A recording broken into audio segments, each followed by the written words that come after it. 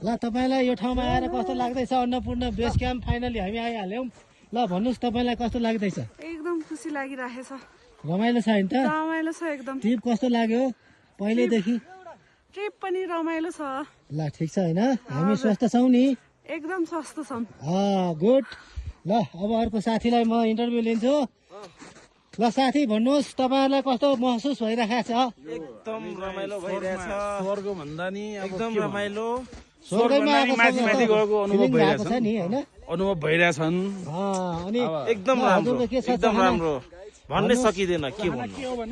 यसरी यहाँ यस्तो हो। हो ल हट ल दैवले तपाईहरुलाई दया गरोस्। हट भगवानले सधैँ रक्षा गरोस् हट हैन? सधैँ खुसी र हाँसी खुसी जीवन यापन गर्न सकोस्। ल अब उता साथीहरुको इन्टरभ्यु दुई शब्द बोलेर। ल साथी हो।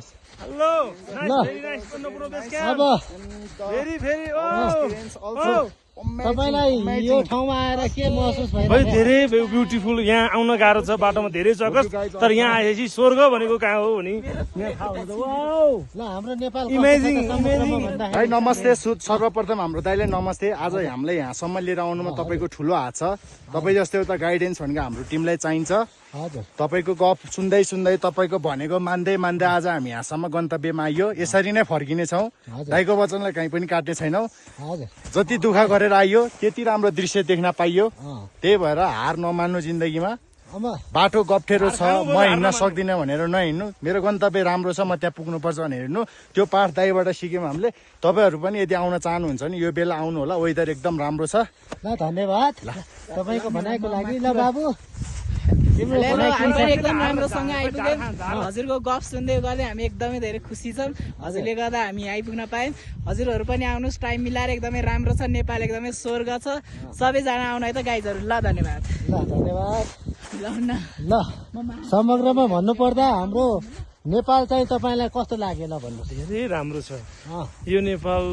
इमेजिङ गरेर कहिले पनि सकिन्न। हामी आजको यो उमेर हामीसँग 2 भिसा काट्ने लागिसक्यो। हजुर त्यही पनि हाम्रो यो नेपालमा म फर्स्ट टाइम आउँदैछु यो अन्नपूर्ण बेस क्याम्पमा।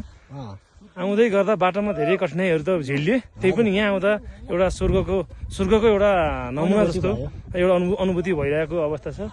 जबै सँगसँगै हामी साथीभाइ 7-8 जना मिलेर जाने प्लान गरेर हामी आयौँ। सक्सेस भइयो यहाँ आउँदा। र मैले यो स्वर्गको ठाउँमा आउँदा चाहिँ जो कोही आउन सक्दैन यहाँनिर, आउने मान्छेले स्वर्ग यही हो देख्छ। तपाईँले धन्यवाद तपाईको यो अमूल्य भनाइ राखिदिनु भयो।